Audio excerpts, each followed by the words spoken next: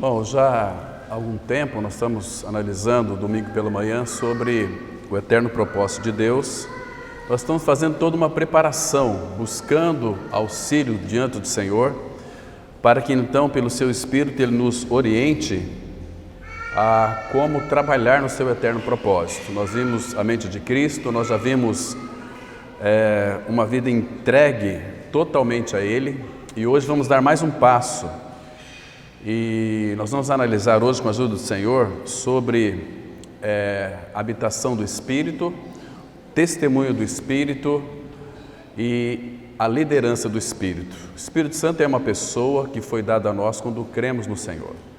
Sem o Espírito Santo habitando em nós, tendo uma experiência genuína e real com Ele, nós não temos como avançar no seu eterno propósito. O eterno propósito nada mais é que todas as coisas sejam congregadas na pessoa de Cristo. Elas não estão ainda, mas o Pai deseja que nós, a Igreja do Senhor, sejamos cooperadores no seu eterno propósito. Mas para isso precisamos entender um pouquinho mais sobre a habitação do Espírito em nós, o ministério do Espírito em nós, o testemunho do Espírito em nós e a liderança do Espírito em nós. Esses são três marcas essenciais para que nós então possamos avançar.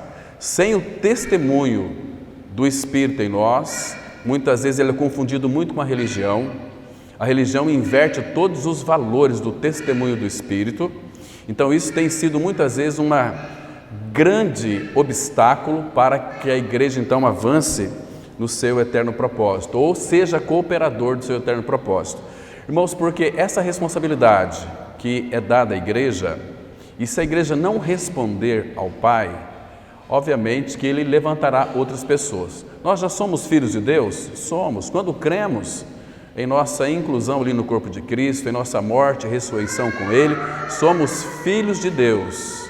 A partir, irmão, desse momento, desse tempo, então Ele começa a trabalhar em nós, formar a pessoa de Cristo em nós pelo seu Espírito, nos tornando capazes, aptos para a concretização e cooperação com Deus no seu eterno propósito. É como que, claro que Deus, Ele não precisa de nada, nem de ninguém, Ele não precisa da nossa ajuda, mas Ele quis que fosse desta maneira. Ele quer que a igreja, como um casal, o marido é o cabeça da esposa, a esposa é auxiliadora. Ela vai auxiliar em tudo ali no seu lar, na administração, ela vai ser uma cooperadora com o seu marido. Da mesma forma, é o Filho de Deus habitando em nós, o Espírito e o Pai, então ele tem que nos preparar para isso. Por exemplo, nenhuma criança aí vai casar aí com 11, 12 anos, ela não está apta para um casamento. Ela tem que ser aperfeiçoada, tem que ser preparada, tem que ser instruída. Da mesma forma, irmãos, nós, uma vez que somos a noiva do Cordeiro, iremos futuramente se tornar, sim, a igreja como esposa do Cordeiro. Nós somos noiva hoje, o casamento não se concretizou ainda. O casamento é aquele encontro que ele virá para buscar a sua igreja. Então, nós seremos totalmente aperfeiçoados nele, em Cristo. Mas hoje ele já começou este aperfeiçoamento, como Paulo fala em Colossenses capítulo 1, que nele nós estamos completos. Mas nós sabemos que não estamos completos. Há um percurso ainda que nós entendemos como o caminho da cruz. Seguir o Senhor, seguir Ele por onde quer que Ele vá. Isso na dependência do Espírito Santo de Deus. Então, Ele deseja, irmãos, que nós sejamos cooperadores. E para isso, Ele vai nos preparar para isso. Vai nos amadurecer para isso. E para nós nos tornarmos maduros, é um pouco dolorido para nós. Então, nós vamos enfrentar muitas perdas, talvez, tribulações, talvez, aflições, talvez, mas de alguma maneira Ele vai lhe aperfeiçoar, porque Ele te ama. Então Ele deseja que você seja parecido com o seu Filho Jesus. É o objetivo do Pai, faz parte do seu propósito, ter uma família de muitos filhos que se pareçam com o nosso amado Senhor Jesus. Então para isso Ele tem que forjar o Filho em nós. Então Ele vai usar a palavra, vai usar o Espírito Santo, Ele vai usar as circunstâncias para nos moldar. E é para nós reconhecermos o Senhor em todos os nossos caminhos, porque Ele deseja endireitar as nossas veredas. Então, irmãos, será tão bom para que você pensasse desta maneira, pensar biblicamente naquilo que acontece na sua vida neste mundo. Porque, aparentemente, quando nós não conhecíamos o Senhor, quando acontecia algo de ruim para nós, para a nossa família, nós achávamos que era uma desgraça, né? Puxa vida, que coisa terrível, o que eu fiz? Por que isso acontece comigo? Mas no reino de Deus não é assim. Nós temos que entender, irmãos, que a partir do nosso novo nascimento, nada ocorre conosco por acaso. Se você aprender a reconhecer as mãos do Pai em todas as circunstâncias da sua vida, você vai ser uma pessoa muito feliz. Porque Provérbios diz assim: aquele que confia no Senhor é feliz. Então, irmãos, benditos são as provações na nossa vida. Benditos são os sofrimentos. Irmãos, você não percebe que todo e qualquer tipo de sofrimento é o amor de Deus agindo em nossas vidas, nos chamando para Ele, nos fazendo pessoas separadas para Ele como igreja? A igreja é um povo que habita só e que não é reputado entre as nações. Nós não somos contados com o mundo das pessoas que não conhecem o Senhor. Somos um povo que habita só, um povo que Deus congrega para nos aperfeiçoar. Nós já temos a vida de Cristo, isso é maravilhoso. E nós devemos, todas as manhãs, rogar ao Pai que Ele nos encha com o Espírito Santo, para que a nossa vida seja absolutamente tomada de toda a pessoa do Espírito, ou seja, em outras palavras, de todas as virtudes de Deus. Está no Espírito do Filho, está no Espírito do Pai. Essas três pessoas habitam em nós. Desde que vocês conhecem, 1 Coríntios 3,16 vai dizer o seguinte, que ou vocês não sabem que o Espírito de Deus habita em vós e que o vosso corpo é o santuário de Deus que está em nós pelo Espírito, e que se alguém destruir o santuário de Deus, que sois vós, Deus o destruirá, porque o santuário de Deus, que sois vós, é santo. Então tire essa ideia da cabeça que você é um evangélico. Lugar de evangélico, irmãos, é no inferno, vocês me perdoem. Não vai entrar no reino de Deus nenhum crente também, vai entrar santo, vai entrar filhos, vai entrar pessoas regeneradas, que tiveram o seu coração trocado. Percebe que Deus não tem compromisso com nenhuma religião deste mundo, seja evangélica, seja católica. O compromisso dele sempre é com vidas. E os seus filhos amados, Ele nos ama tanto, irmãos, a ponto que aquela palavra de 1 João 3,1, ela não dá para nós definirmos, como não dá para definirmos o amor de Deus, porque é eterno. Vede que grande amor nos tem concedido o Pai, a ponto de sermos chamados filhos de Deus. E de fato somos filhos de Deus, porque Cristo fez uma obra em nós, tirou o nosso velho coração. A palavra, esse velho coração, Romanos 6,6 fala que é o velho homem, ele foi crucificado e morto, removido de nós. Então nós não temos mais problemas com o pecado.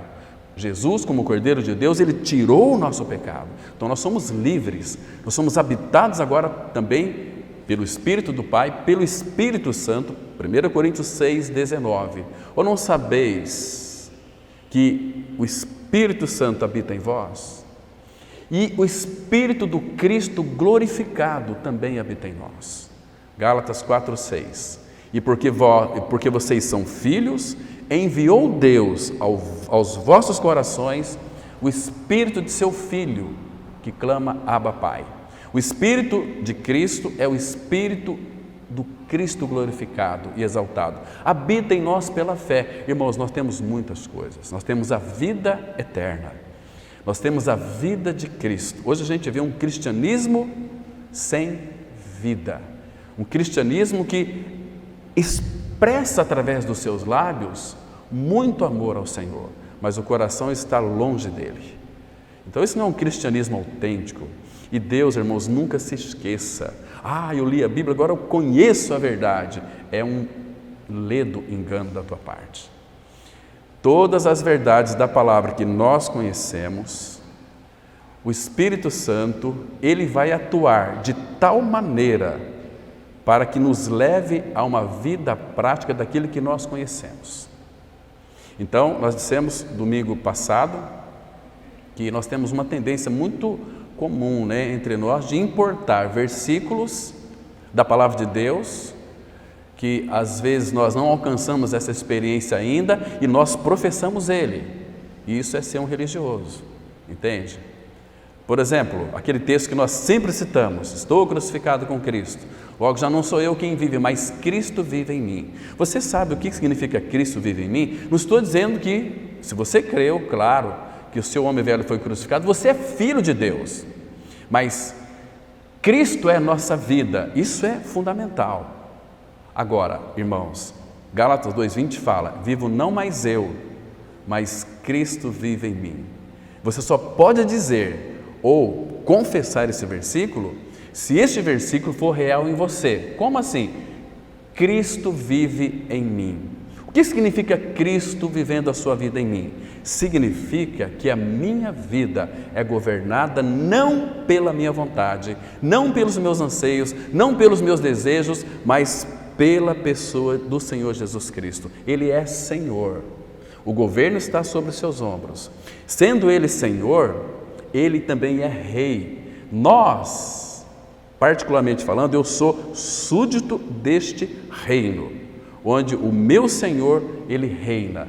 Mas este Rei Jesus, Ele é diferente de todos os reis, porque o nosso Rei Jesus, nós temos acesso a Ele, a hora que você quiser, porque Ele mora dentro de você.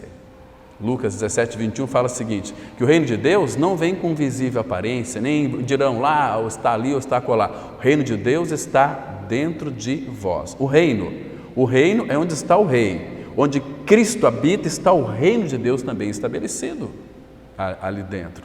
Muito diferente, irmãos. Mas agora, vivo não mais eu, mas Cristo vive em mim. Vocês observam que Deus não destrói a nossa personalidade da alma? Vivo não mais eu. Paulo está dizendo, eu me entreguei verdadeiramente a Ele, para que Ele atue na minha vida da forma que Ele quiser. Depois nós vamos ver os textos, como que o Espírito trabalhava em Paulo, como que Paulo era dirigido pelo Espírito. Vamos começar com o Senhor Jesus depois também. Mas então, irmãos, inicialmente vamos ler aqui Gálatas 5, versículo 16. Vamos ler o 16 e o 25. Olha que lindo que é. Paulo está dizendo, digo, porém, andai no Espírito. Por que ele está dizendo isso? Porque os Gálatas estavam se enredando para um caminho judaizante. Eles tinham ciúmes, eles estavam se mordendo uns aos outros ali. Então, Paulo traz uma grande revelação para eles, da parte de Deus. Digo, porém, andai no Espírito e jamais satisfareis a concupiscência da carne. Olha o versículo 25 agora. Se vivemos no Espírito, andemos também no Espírito. Queridos, em primeiro lugar, o Espírito Santo, ele nos foi dado para nós conhecermos a Cristo. E não muitas vezes uma cristologia, porque nós podemos conhecer uma cristologia pela teologia sistemática, pelo academicismo. Você vai conhecer muito a respeito de Cristo. Vamos estudar cristologia. Mas existem muitas pessoas que estudam cristologia, mas que nunca contactaram o Senhor em realidade espiritual. Temos muitos teólogos, doutores em teologia, que sabem tudo sobre a harmatologia, estudo do pecado, cristologia, estudo sobre a pessoa de Cristo, sobre os eventos dos últimos dias, soteriologia, doutrina da salvação, mas muitas vezes não são salvos, estudam escatologia, a volta de Cristo, etc., mas muitas vezes não tem um maranata real em seu interior. Maranata significa, ora vem Senhor Jesus. Você analisando o teu coração, pensando consigo mesmo, você tem esse desejo para que Cristo volte para buscar a sua igreja? Porque você o ama? Irmãos, nós somos, entenda isto, a noiva de Cristo. Se a noiva não ama o seu Senhor, quem ela está amando? Estão me compreendendo? Então a igreja tem que se voltar para Cristo. para Ele, porque Ele amou a igreja, Ele se entregou pela igreja na dependência do Espírito. Ele morreu naquela cruz, verteu todo o seu sangue para que o seu e os meus pecados fossem lavados, perdoados e purificados, sem nenhuma mancha, a ponto de a Bíblia dizer que eles se tornaram, a cor do pecado, Isaías 1,18 vai mostrar que é vermelho, carmesim, vermelho, cor do pecado. Qual que é a cor do pecado? Não é preto não, irmão, é vermelho. Então, eles se tornarão, diz lá Isaías 1,18, brancos como a lã. Que lindo, irmãos. Lã, ela é branca, é o branco do branco. Agora, os nossos pecados que era vermelho, o sangue de Cristo, esse poderoso sangue, quando nós cremos nos efeitos que Ele tem em nossa vida, porque o sangue, em primeiro lugar, irmão, vou falar aqui com bastante reverência, não anulando que Ele foi derramado em nosso favor, mas o sangue é para Deus, não é para nós.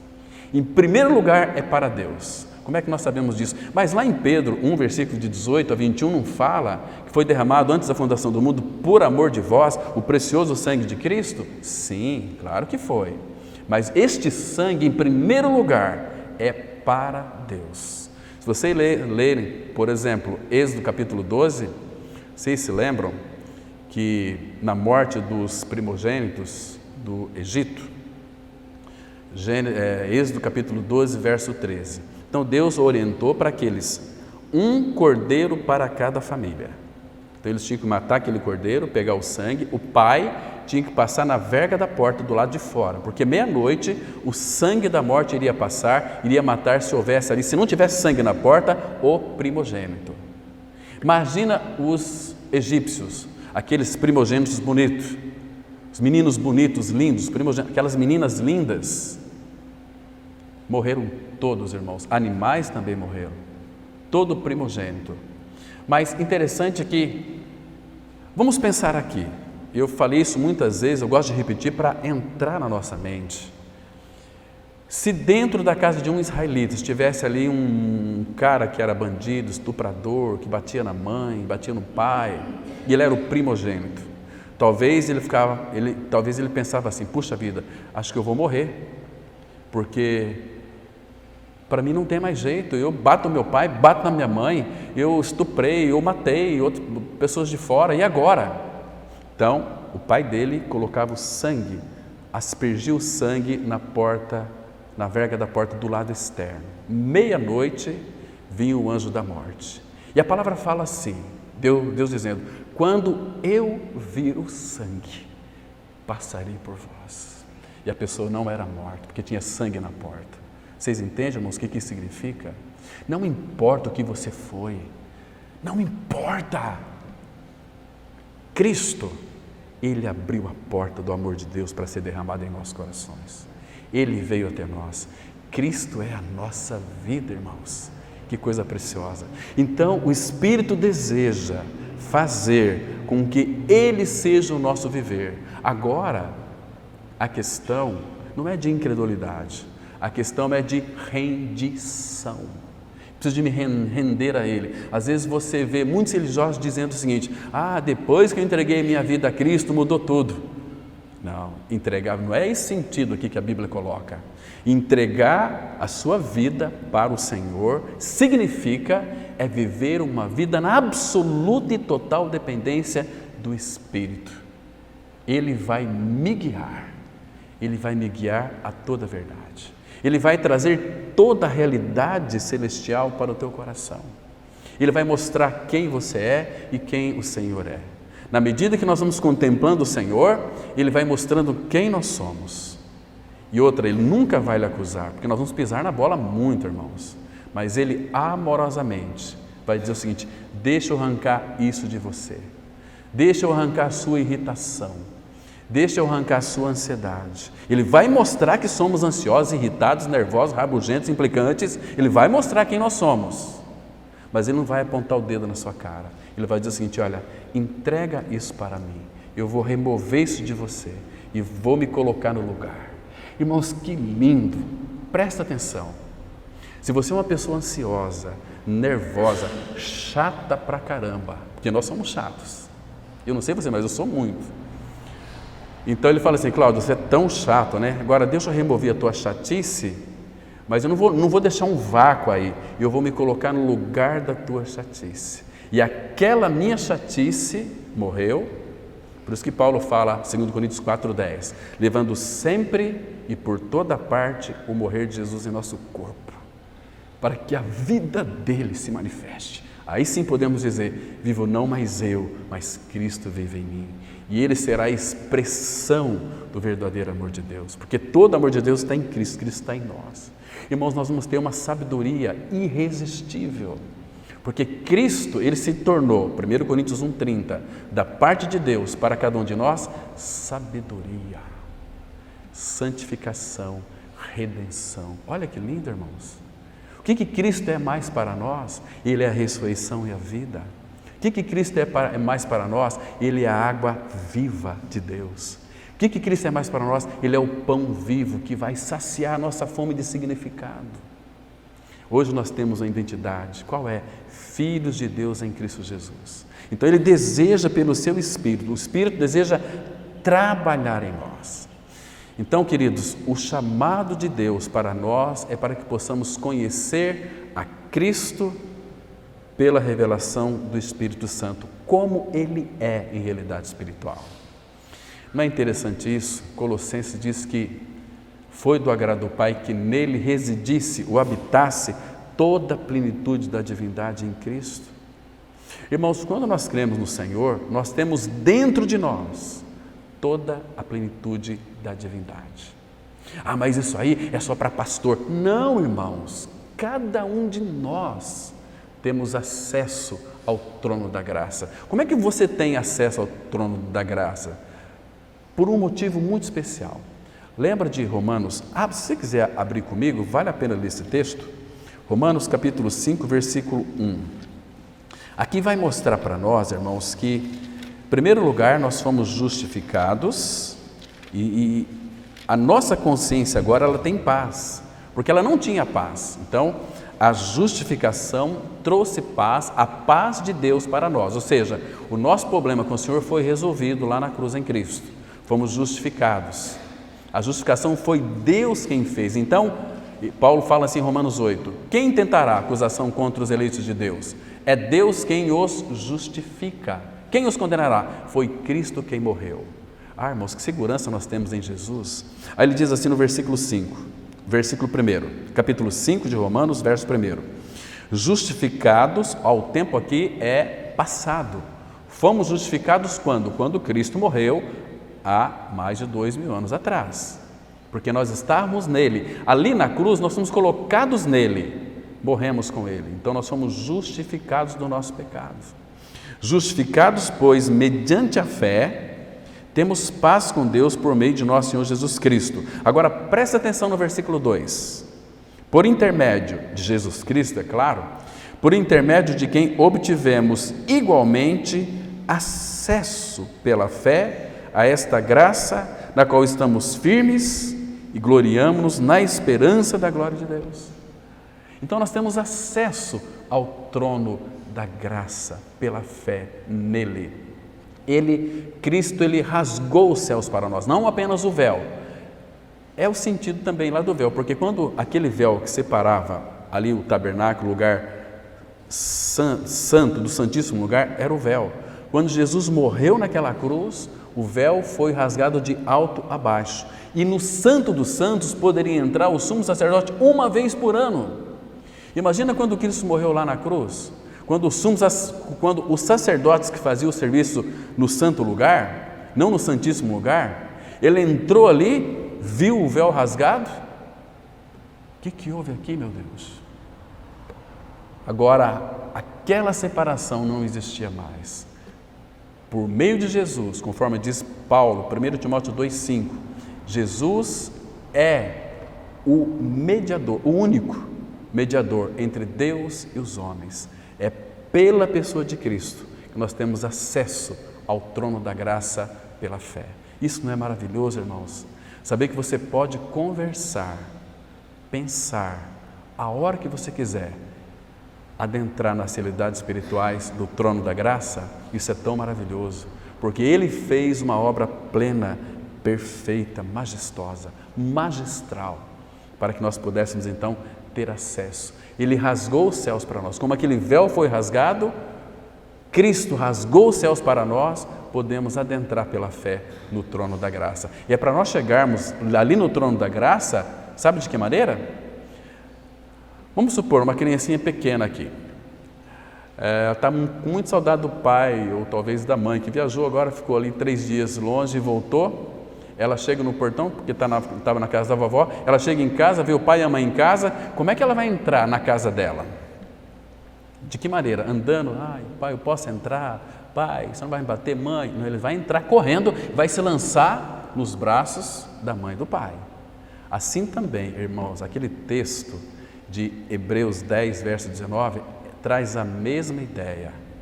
Vamos dar um pulinho lá, bem rapidinho, para nós entrar no estudo aqui. Hebreus capítulo 10, versículo 19. Olha que coisa linda, irmãos, que nós temos aqui. Diz assim, Hebreus 10, verso 19. Aí começa com um gerúndio, tendo. Tendo é um presente contínuo, tendo, ou seja, qualquer hora você pode entrar, né? Hebreus 10, 19 diz assim, tendo, pois, irmãos, intrepidez. A palavra intrepidez é ousadia, não fica aí tímido, você pode entrar.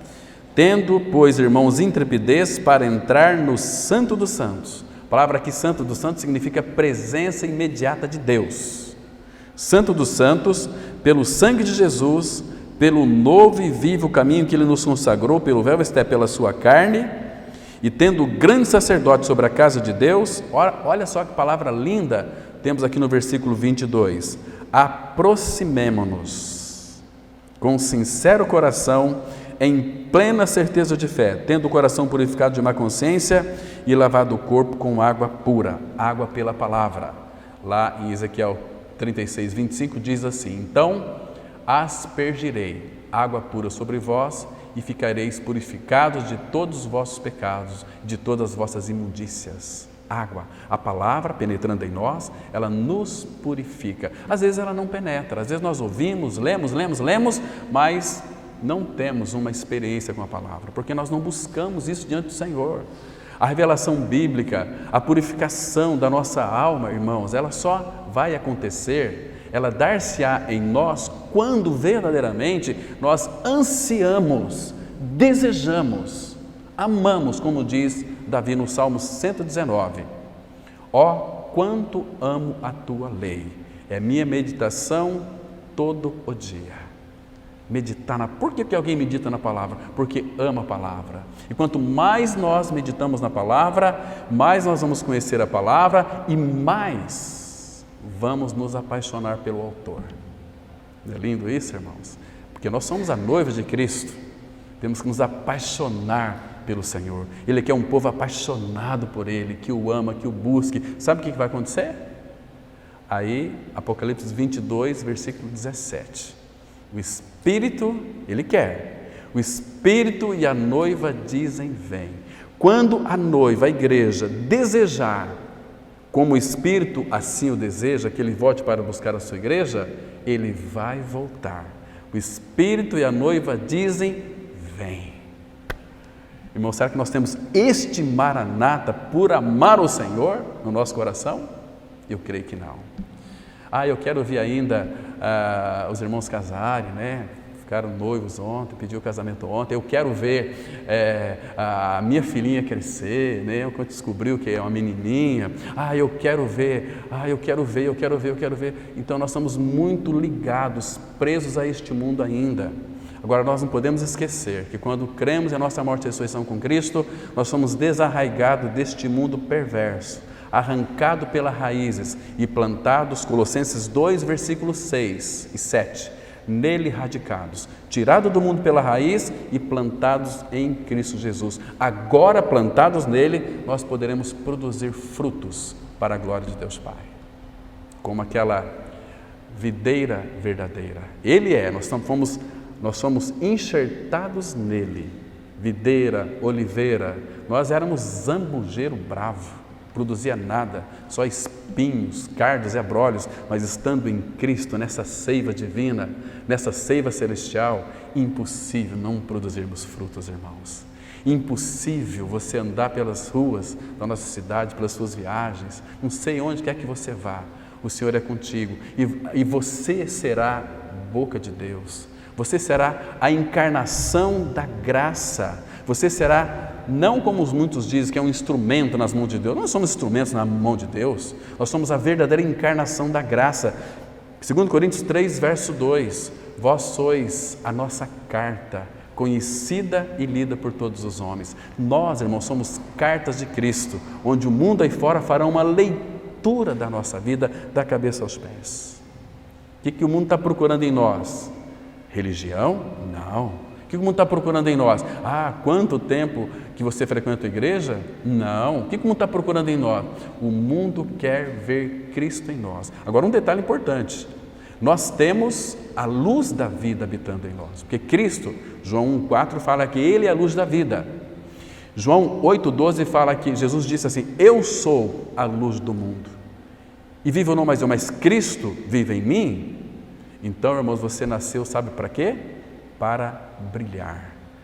Mateus 5,16, a palavra fala assim, assim também brilhe a vossa luz diante dos homens, para que vejam as vossas boas obras e glorifiquem ao vosso Pai que estás nos céus. Que gostoso ser a expressão de Cristo. Este mundo aí fora está carente de vida, irmãos. Esse mundo está condenado já. Agora, é nossa responsabilidade ir até eles e falar, olha, tem uma pessoa, Jesus Cristo, ela pode lhe dar a solução para o seu problema. Seu problema é o seu pecado, é você mesmo, a sua natureza inclinada, mas Cristo já fez uma obra, vamos para o reino. Mas que reino que é esse? É o reino do Filho do seu amor, onde nós estávamos também. Ele nos transportou, nos libertou do império das trevas para o reino do Filho do seu amor. E este reino que é Cristo, como a palavra fala que na presença dele a plenitude de alegria, sua destra delícias perpetuamente, este reino, diz lá Romanos 14,17, ele diz assim, o reino de Deus não é comida nem bebida, mas justiça, paz e alegria no Espírito Santo. Isso é maravilhoso demais. E naquele dia, irmãos, quando nós estivermos diante do Senhor, imagina, você tem meditado nisso, na sua entrada na glória? Isso não vai demorar muito tempo, não. Os alimentos que nós estamos comendo são tudo meio como que estragados, né? Mas, graças ao Senhor, eles são purificados pela oração e pela palavra. Mas um dia você vai entrar nos portais eternos. Você já parou para pensar como é que vai ser a tua entrada lá? Quem que você vai ver primeiro, irmão? A Bíblia traz um versículo que é tão precioso. Sabe como é que a Bíblia diz? Abra em Lucas, por favor, capítulo 12, versículo 35. Irmãos, esse dia vai ser um dia glorioso. Mas eu tenho certeza, se você ama o teu Senhor, você vai chorar, mas você vai chorar de uma forma desesperadora, de tanta alegria misturada com tristeza. Não sei como é que vai ser, mas você vai estar lá e quero que você esteja lá para poder dizer isso. Olha só, queridos, o versículo Lucas 12, a partir do versículo 35. Vamos ler atenciosamente aqui esse versículo. Lucas 12, 35. Então, cingindo, esteja o vosso corpo e acesas as vossas candeias. Nós não temos candeia nenhuma, nós não temos luz próprias. Ou seja, aqui o sentido, ele está dizendo o seguinte, ande na luz, ande na luz. Versículo 36, sede vós semelhante a homens que esperam pelo seu Senhor, ao voltarem ele das festas de casamento, para que quando vierem bater a porta, logo lá abram. Logo lá abram. Agora, preste atenção no versículo 37, irmãos. Jesus está contando esta parábola aqui daquilo que vai acontecer. Ele diz assim, agora aqui, irmãos, é a nossa entrada nos portais eternos. Diz assim, bem-aventurados. Claro, essa palavra bem-aventurados tem que estar aqui. porque a palavra bem-aventurado significa profundamente feliz. É uma felicidade que Pedro ele não consegue definir ela. Ele diz assim, na sua carta em 1 Pedro 1, versículo 6: nisto exultais, com alegria indizível. Não dá para dizer a alegria que o Filho de Deus ele tem e possui. Então, bem-aventurados aqueles servos a quem o Senhor, quando vier, queridos, olha que lindo, os encontre vigilantes. Não sejam irmãos distraídos, sejam vigilantes. Levem o Senhor mais a sério, irmãos. Leve mais a sério. Sejam vigilantes. Não fique aí completamente envolvido com as coisas do mundo. Se envolva onde o teu Senhor está envolvido. Vigilantes. Agora, esse aqui é a característica do Filho de Deus maduro que vai entrar lá na glória. Ele diz assim: em verdade vos afirmo que ele, Jesus, há de cingir-se, como ele fez lá em João 13, versículo 4. Vocês se lembram que ele pegou tirou a roupa de cima, se cingiu com uma toalha, pegou uma bacia. Imagina, irmãos, o Criador daqueles discípulos.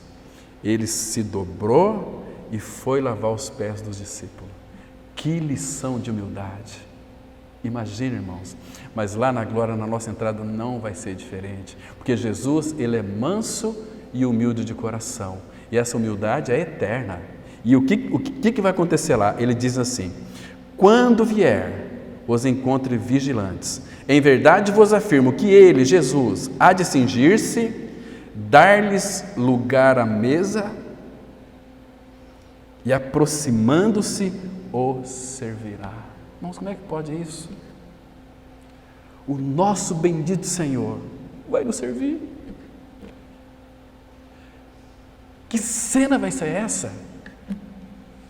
Imagina você contemplando aquelas mãos furadas, que foi por amor a você, te servindo na entrada ali, na glória. Ah, irmão, como não amar o nosso Senhor? Aqui nós temos, o diabo tem colocado na mente das pessoas que elas têm que ser religiosas. Misericórdia, irmãos, vão perecer. Pessoas que não têm compromisso com o Senhor, porque a questão de noivado é compromisso com Ele. Eu vivo para Ele, esperando o dia do casamento. Quando marca o casamento, há uma espera até o dia do casamento. Então Ele veio a este mundo, Ele colocou e deu para nós todos os seus dotes, morreu numa cruz, cumpriu a lei por nós, porque se Ele não cumprisse a lei por nós, a lei nos sufocaria, irmãos. Nós viveríamos uma vida de sufocados. Agora, Gálatas 5:1 fala assim: para a liberdade foi que Cristo nos libertou, também cumprindo a lei. Paulo vai dizer em Gálatas 5:19, porque eu, mediante a própria lei, morri para a lei, a fim de viver para Deus. Se houvesse a lei na minha vida ainda, eu não poderia viver para Deus. Romanos 7:4, Paulo diz assim: assim também vós estáis mortos para a lei, por meio do corpo de Cristo, para pertencerdes a outro.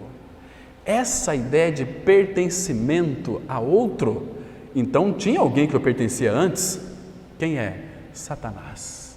Você era escravo do diabo, escravo de Satanás. Então, morri para a lei, para pertencer a outro. Quem?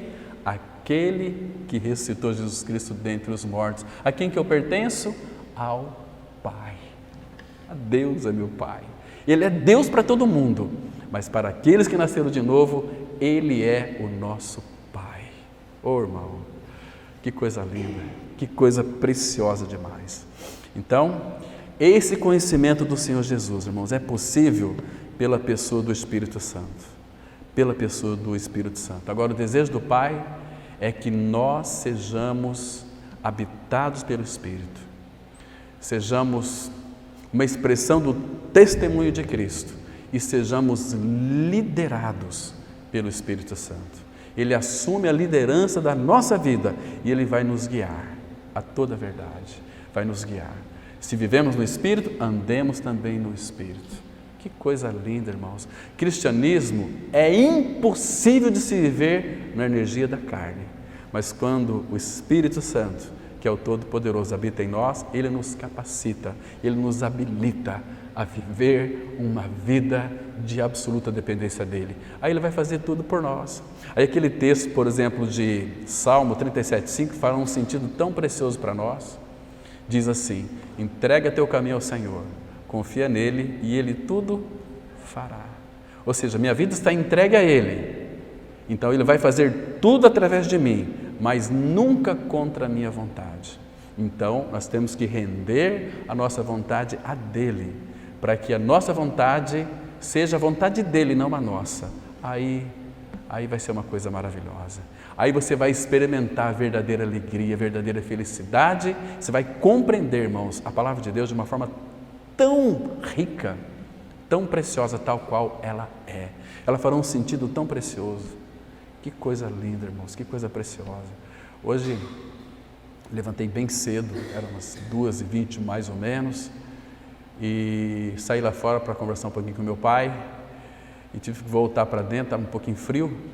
Aí sentei lá no sofá e comecei a pensar, meditar. Gente, foi um tempo tão precioso. Quando eu vi já era 4:45. Falei, meu Deus, nem vi o tempo passar. Que coisa gostosa, que coisa maravilhosa. Irmãos, eu não disse uma só palavra, contemplando, buscando a face do Pai, como foi George Miller. Aquele homem foi uma bênção. Tudo que você encontrar de George Miller na internet, livros, comprem, porque é tão precioso. George Miller, ele viveu uma vida de dependência do Pai, sustentando mais de 2.000 crianças órfãos sem pedir dinheiro para ninguém.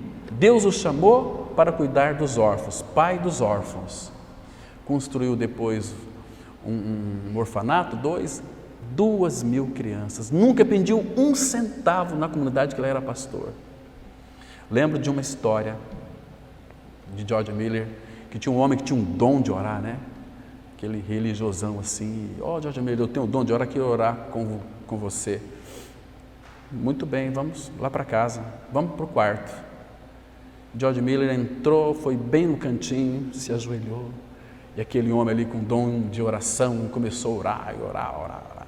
15 minutos ele já estava, em nome de Jesus, amém. E George Miller sem dar um pio. Quando fez 40 minutos, o homem já estava inquieto. O que aconteceu com ele? Meu Deus, ele não fala nada.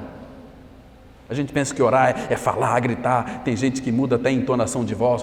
Senhor, estamos lá. Para com isso, não tem intimidade nenhuma. Pai.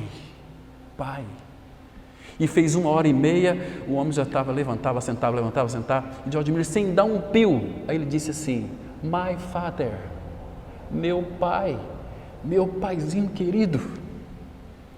Depois aquele, disse que tinha o dom de orar, ele testemunhou, escreveu no livro. Olha, quando ele disse, meu pai, George Miller, uma palavra, em 1h30, só uma palavra, 2, meu pai.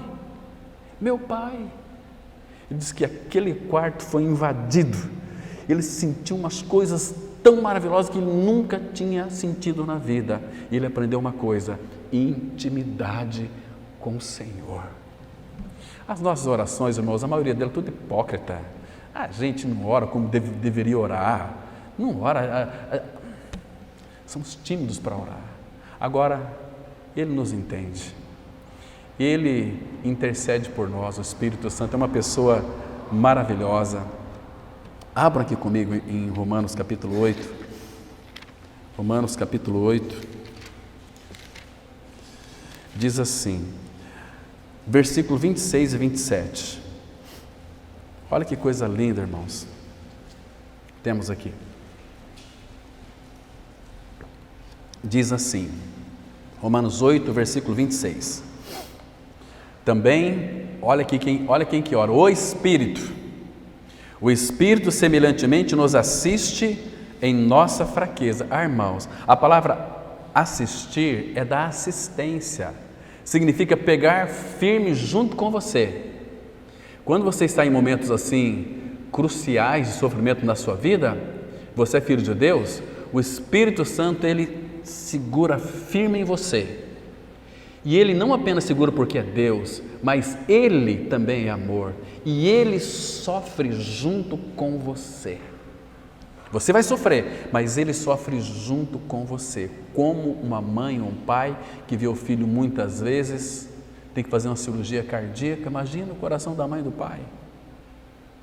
Assim é o Espírito do Senhor. Então, também o Espírito, semelhantemente, nos assiste em nossa fraqueza, porque não sabemos orar como convém, mas o mesmo Espírito intercede por nós,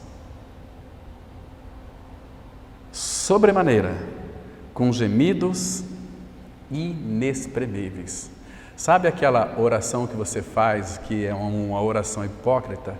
Você está orando aqui, às vezes aqui, né, assim, em oração congregacional, você nunca ora por você.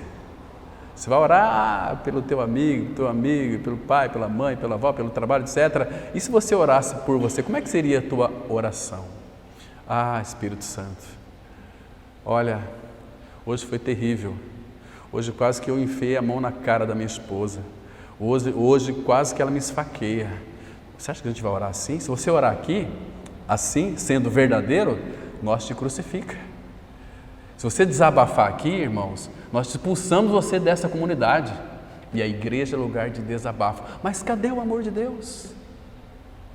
Quando a gente sabe alguma coisa do irmão, da irmã, a gente fica futricando uns com os outros. Não deveria ser assim, irmãos. Deveríamos abraçar esse irmão, caminhar com eles. Olha, eu te amo. Antes de mais nada, vou dizer umas coisas para você, um pouco dura, mas eu te amo. Porque eu te amo, eu vou ter que te dizer isso. Conforme Provérbios fala, leais são feitas feridas pelo que ama, os beijos enganosos, terríveis. Então, mas o Espírito, Ele intercede por nós. Ele pega aquelas orações que deveríamos ter feito e coloca diante do Pai. É isso, Pai. Ele intercede por nós. Agora veja aqui o verso 27. E aquele que sonda os corações sabe qual é a mente do Espírito, porque segundo a vontade de Deus é que Ele intercede pelos santos. Está vendo? Ele intercede por nós. Aqui é o Espírito Santo intercedendo por nós, mas nós temos outro intercessor, o nosso sumo sacerdote. Aqui em Romanos mesmo, olha o versículo 34 aí. Ah, irmãos, é maravilhoso demais conhecer o Senhor. Quem os condenará? Eu vou ler o 33. Quem tentará acusação contra os eleitos de Deus? É Deus quem os justifica. Quem os condenará? É Cristo Jesus quem morreu, ou antes, quem ressuscitou, o qual está à direita de Deus e também intercede por nós. Oh, bendito Jesus! O Espírito intercede por nós, Jesus intercede por nós. Será que o Pai vai ouvir o Filho? Claro que vai. Irmão, você sabe, quando você muitas vezes é inclinado a orar verdadeiramente ao Pai, é porque o Espírito do Filho que habita em você, inclina você a isso. Gálatas 4,6 diz assim: e porque vós sois filhos, enviou Deus ao vosso coração o Espírito de seu Filho que clama, Abba, Pai. A palavra Abba é meu paizinho, Pai amado. Ô papai, papai. Eu acho tão lindo quando eu vejo aí pessoas filhos de 45 anos, né, que têm seus pais vivos. Ele chega para a mãe e fala, não mãe, fala mamãe, papai. É tão gostoso você ver, irmão, um filho de 40 anos sentar no colo do pai. Oh, meu pai, abraça o pai, beija o pai. Oh, intimidade, isso é intimidade. Entende? E nós parece que não gostamos nem de tocar nas pessoas. Percebe? Nós somos a família, não uma família qualquer, irmãos. Isaías 61,9 fala que nós somos família bendita do Senhor. Família bendita, sabe o que isso significa? Família abençoada pelo Deus abençoador. Bendita. Que coisa linda, que coisa mais expressiva é isso para o meu coração, eu creio que é para o coração dos irmãos também.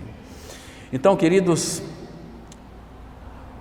como que nós estamos servindo ao Senhor? Isso aqui, irmãos, não é opcional. Guarde bem isso. Ou você, presta atenção aqui, ou você anda no Espírito ou você anda na carne. Ou você serve no Espírito ou você serve na carne. Isso é muito sério, irmãos. Então, primeira coisa, precisamos ser habitados pelo Espírito Santo de Deus. Essa é uma promessa linda que o Senhor fez a João capítulo 14, versículo 16 e 17. Ele diz assim para nós, olha que lindo, agora falando da pessoa do Espírito Santo, aquele que é o nosso ajudador. Nós precisamos ser habitados por Ele, a pessoa do Espírito Santo. João 14, verso 16 e o 17 também. A palavra, ela diz assim, Evangelho de João 14, 16 e 17. Então aqui Jesus já estava à sombra da cruz. Pouco tempo ele iria para a cruz, iria ser crucificado e morto. Então ele diz assim, e eu rogarei ao Pai e Ele vos dará outro Consolador. A palavra Consolador, claro que é o Espírito Santo, ajudador, o encorajador, o advogado, todos os predicados que você possa imaginar e aquele que não existe ainda, pensa numa palavra que não existe. Você consegue? Cita uma palavra que não existe. Você consegue fazer isso? Não consegue. Eu vi, esse tempo atrás, uma palavra chamada labuteia. Você sabe o que é uma labuteia? Labuteia não tem essa palavra. Mas eu criei essa palavra? Não. Formei das que já existiam. Nós não conseguimos criar nada daquilo que não existe. Deus criou tudo. Você não consegue criar, por exemplo, um cavalo de asa. Cavalo de asa? Vocês já ouviram falar em cavalo de asa? Tem cavalo de asa? Não. Mas tem asa e tem cavalo, que já foram criados. A asa e foi criado o cavalo. Você pode juntar, fazer cavalo de asa. Mas nós não conseguimos, irmãos, criar nada. Deus já criou tudo e fechou. A conta já passou a régua. Então agora, mas você viu a tecnologia? Não, Deus já havia criado tudo isso. Extrai tudo da terra. E Deus deu ao homem conhecimento e sabedoria.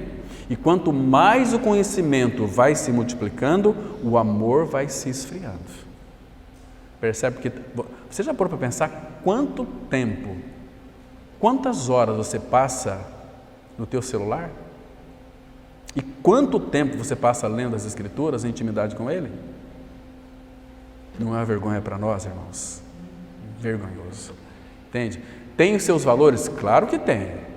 Manda mensagem, mas nós gostamos de saber muito mais da vida dos outros do que daquele que é a nossa vida. Precisamos conhecer que Ele é infinito. Você segue uma pessoa, conhece uma pessoa, vai até que ela morre. Deixou um grande legado. Isso a palavra fala que é tudo coisas fúteis. Agora, aquele que morreu, ele disse que iria morrer. Olha que fantástico é para você conhecer essa pessoa. Ele disse uma coisa muito interessante. Ele disse que iria morrer, morreu. Ele disse que iria ressuscitar, ressuscitou. Ele disse que iria voltar, vai voltar. Queridos, ele anunciou a salvação, ele realizou a salvação e depois ele veio contar como é que foi. Você já leu esse texto na Bíblia já? Deixa marcado aqui, já a gente volta aqui. Abra lá em Isaías, capítulo 43. Texto muito interessante. Esse texto aqui, todas as vezes que eu leio ele, eu dou risada porque esse Deus é maravilhoso. Esse é o nosso Pai que faz coisas tremendas. Diz assim, olha o versículo 12, Isaías 43, verso 12. Ele disse assim, uma coisa muito interessante. Vamos ler com bastante atenção. Olha, eu anunciei salvação, realizei-a, morreu e ressuscitou. E a fiz ouvir. Que coisa impressionante. Prestou atenção aqui? Ele anunciou, através dos profetas do Antigo Testamento, o primeiro anúncio que ele iria nos salvar foi lá em Gênesis 3, verso 15. Quando Adão pecou, não demorou nem 12 horas, ele já foi tratar ali com a serpente, dizendo o seguinte, olha, este te ferirá a cabeça, falando-se do seu filho que iria se fazer carne. E tu lhe ferirás o calcanhar. Então Deus já anunciou a salvação desde quando o pecado entrou no mundo. Que Deus é esse, irmãos? Que se importa tanto conosco, irmãos? Irmãos, quem nós somos para Deus se importar tanto conosco?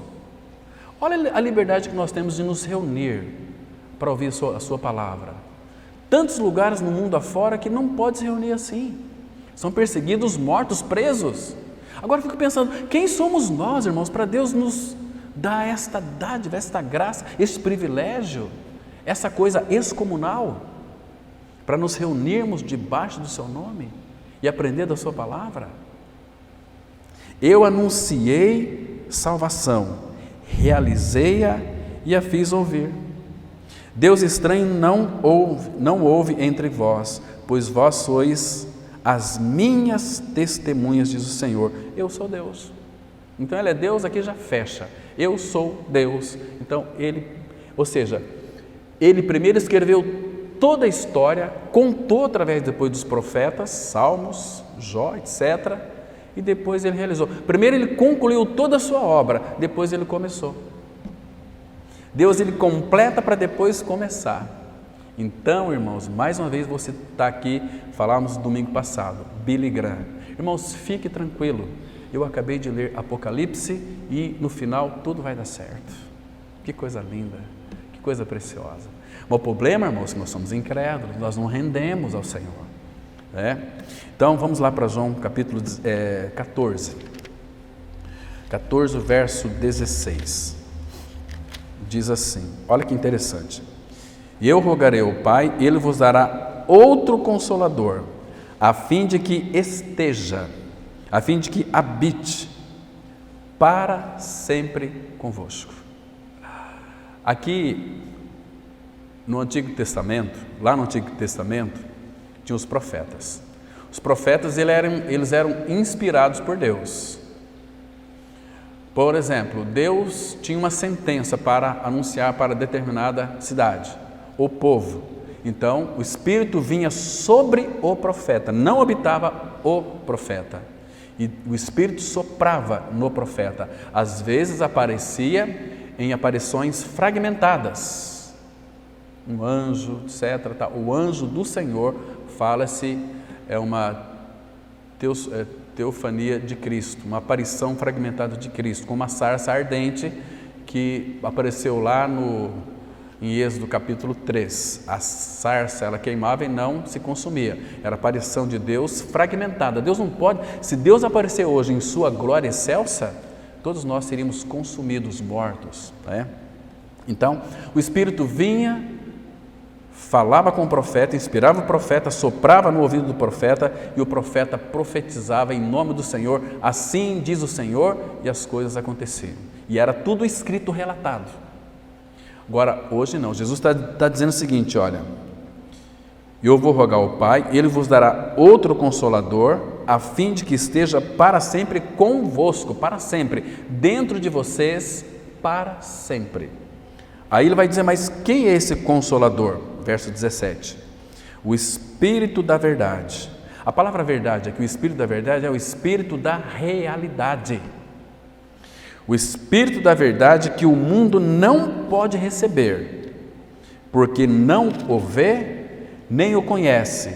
Vós o conheceis, porque Ele habita com. Quem que estava com os discípulos ali? Jesus. Ele habita com e estará em aqui no grego é en, que significa também raiz dentro de vocês. Hoje Ele habita com vocês.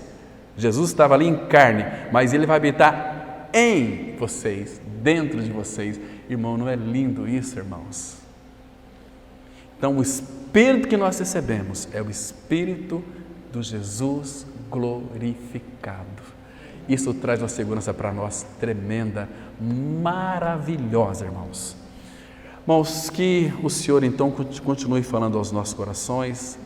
Nós vamos continuar esse assunto, não para por aqui, porque é infinito. Nós apenas fizemos alguns comentários, mas nós vamos voltar com a ajuda do Senhor, logo mais, para nós darmos continuidade sobre habitação, testemunho e a liderança do Espírito Santo em nossas vidas. Amém? Vamos ter uma palavra de oração. Pai, nós te damos graças pelo privilégio, Pai, de podermos abrir as Escrituras e meditar e contemplar em todas as realidades espirituais que o Senhor manifestou aos nossos corações nessa oportunidade. Pai, frutifica a Tua palavra em nossos corações, aviva-nos, ó Pai, pela pessoa do Espírito, pela Tua palavra, aviva-nos pelo novo nascimento, revela e forma Teu Filho em cada um de nós, Pai. Obrigado por esse dia tão maravilhoso, tão agradável e pelo tempo de compartilhar a Tua palavra. Em nome do Senhor Jesus nós oramos. Amém.